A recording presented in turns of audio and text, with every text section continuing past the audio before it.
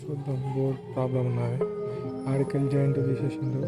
Joint తీసేస్తే నేను test చేసిండు గైస్. లోపల పైప్ తీసేసి ఉన్నది కదా గైస్, అది దాంట్లోకి వెళ్ళి కిందికి వెళ్ళి వస్తుంది గైస్. కిందికి వెళ్ళి బోర్డ్ ఖరాబ్ అయింది, అది వస్తుంది గైస్. చేపిస్తే వస్తుంది గైస్. సో ఇక్కడ బోర్ వేస్తే ఆడ అనే నీళ్ళు వస్తాయి. ట్యాంక్ పైన క్లీన్ చేసేదాకా పెట్టేసిండు గైస్. ఇవన్నీ అంతా ఫిట్ చేసేసిండు.